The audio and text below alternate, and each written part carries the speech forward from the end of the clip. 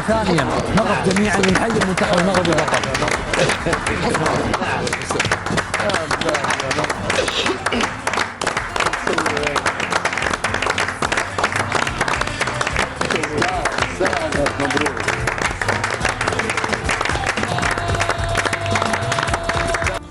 معلم مبروك الفوز يا معلم.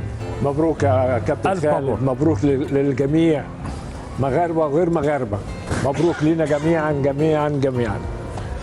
بص اهو شوف عشان بس تبقى مصدق. صح هو كاتب واحد. عطني ورقه. شوفوا يا جماعه الخير، المعلم كابتن حسن شحاته كاتب توقع على ورقه، كاتبها مسجلها سجلها وقالها من ساعه على فكره في قبل المباراه، قال المغرب 1-0 ان شاء الله. طرابلسي ألف مبروك للمغرب، ألف مبروك للعرب. حسب رأيي مباراة بطولية كبيرة ياسر. المغرب في النصف النهائي بهدف واحد، قاموا بمباراة على مستوى عالي جدا، على المستوى التكتيكي وعلى المستوى الدفاعي. ألف مبروك، ربي يعطي خيره. ظاهر القلوب صافية بينات المجموعة. نتمنى اللي يكونوا المغرب معناتها تستغل الظرف هذايا وتنجم تمشي حتى للنهائي، ولما لا الفوز بكأس العالم إن شاء الله. فيديو عفوي لسيدي السمو الامير الله يحفظه ويعطيه الصحه والعافيه الشيخ تميم بن حمد بن خليفه ال ثاني اثناء حضوره مباراه المنتخب المغربي والمنتخب البرتغالي. في اللحظات الاخيره يشوف الساعه ويقول المباراه انتهت. علي فارقنا علي فارقنا علي وكل شيء علينا كيدوي مغربنا في العالم. المنتخب المغربي صنع الفرحه في الوطن العربي الكبير، بل في اوروبا وافريقيا وكل مكان. الإنجازات دائما تأتي فنفتخر بها نحن بالعالم المغربي الحبيب بأسود الأطلس. ألف مبروك دكتور، مبروكين الفوز، تستاهل فرحة. الله يعطيك الصحة والعافية، كنا خايفين على صحتك اليوم. الحمد لله والله فرحان من طبيعة الحال، وأشكر الوليد الركراكي، رشيد بن محمود، جميع اللاعبين والمسؤولين على الاتحاد المغربي على هذا الإنجاز. فرحتوا به المغاربة، فرحنا المغاربة، فرحتوا العرب. أشكركم كثير وكثير وكثير، والله فرحة ما تصور والله. الحمد لله. وشكرا لقطر على كل شيء سوات من تنظيم، ترحيب بالمغاربة، وأعطيتوا التيكيت مجانا لعدد كبير من المغاربة دخلوا يشوفوا المباراة. شكرا شكرا وشكرا لكم. لسه هتشكر في الماتشات اللي جايه، لسه هتشكر تاني ان شاء الله. هتشكر تاني وتالي باذن الله. نشكر ربنا دائما وابدا. كابتن حسام حسن، مبروك فوز المغرب. مبروك طبعا لنا كلنا، مبروك للشعب المغربي والاخوان كباتن دكتور حسن وطلال ولينا كلنا. يعني انا شايف ان عملنا المستحيل، المنتخب المغرب عمل المستحيل في كرة القدم، ان احنا نحلم ان منتخب عربي يكون موجود في ربع نهائي او نصف نهائي، فدي حاجه كبيره جدا.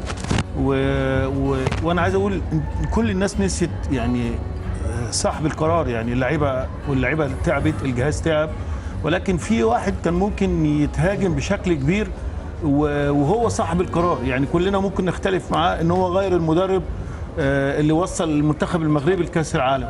ففوزي لك انا طبعا عمري ما اتقابلت بيه، ولكن انا اسمه ان هو يعني بنوع عليه ان هو راجل صاحب قرار وصاحب رؤيه، ان هو اختار بعد المدرب الاجنبي اللي وصل المنتخب المغربي لنهايات كاس العالم وغير قبل كاس العالم. فدي قرار صعب جدا ما حدش يقدر ياخده الا لما يكون واحد عنده درايه، عنده خبره، عنده فكر، قاري رغبه الجماهير. لان الشارع المغربي اعتقد بعد وصول المنتخب المغربي لكاس العالم كان في يعني ما كانش في توافق على المدرب الاجنبي اعتقد كده، لكن ان هو يجيب مدرب وطني وليد ركراكي وبخبراته يعني راجل ما مسكش منتخب قبل كده، ولكن دي تحسب لرئيس الاتحاد المغربي ان هو شارك في فرحه الجماهير المغربيه.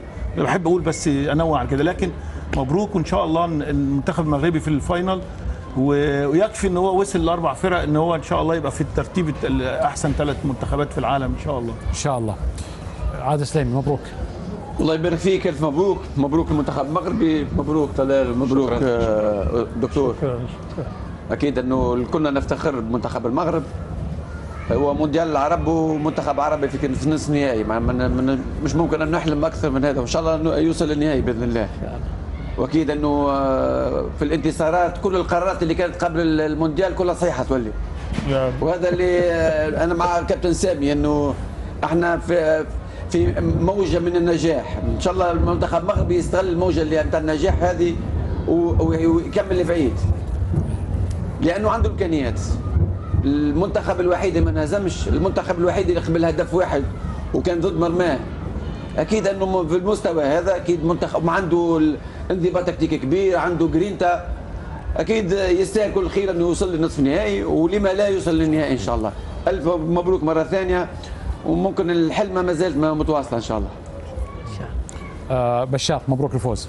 مبروك للمغرب، يعني انجاز كبير وليس فقط للعرب. يعني انا قاعد اقرا الصحافه العالميه تسمي منتخب المغرب هو منتخب المحايدين، يعني مو بس في العرب او مو بس في افريقيا، في العالم كله المحايد اللي منتخبه خرج يشجع منتخب المغرب. وعادل انت ذكرت انه ما دخل مرمى اي هدف، بس وشوف لعب مع منو؟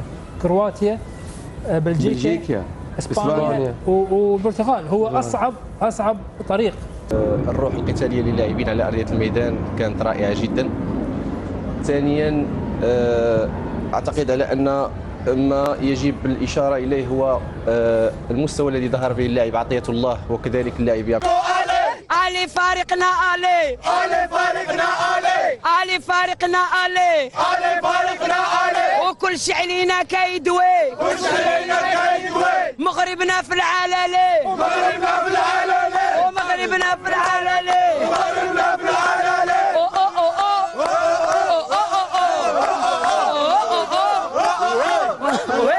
واللي ما بوجه ماشي مغربي وهي واللي ما بوجه ماشي مغربي وهي واللي ما بوجه ماشي مغربي.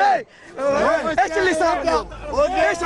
اللي صار هو مهرجان كروي مغربي، يعني عربي افريقي. المغاربه اكتسحوا ملعب كاس العالم، اكتسحوا الكره العالميه. صورة سعيدة. شنو حبيبي؟ كيلو ديثير.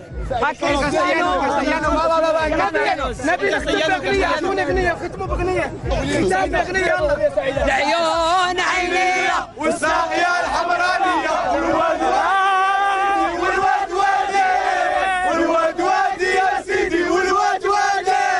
كريستيانو وينو؟ كريستيانو عينو كريستيانو وينو؟ كريستيانو عينو. مبروك المغرب العز المغاربه والعرب والمسلمين في العالم كامل، وتسهلوا جهد الفوز. الحج حي مبروك علينا، مبروك علينا. الحمد لله زي مغرب. واحلى المغرب واحلى المغرب واحلى المغرب. ديما المغرب، مبروك المغرب، مبروك للمغرب. اليوم عيد على كل العرب، عيد على كل العرب. ألف مبروك ألف مبروك. الجماهير المغربية تحتفل بهذا الإنجاز التاريخي ويستحقون. انقلاب للتاريخ، انقلاب للتاريخ، ودليل على أن العرب إذا كانوا في القمة دائما موجودين إن شاء الله.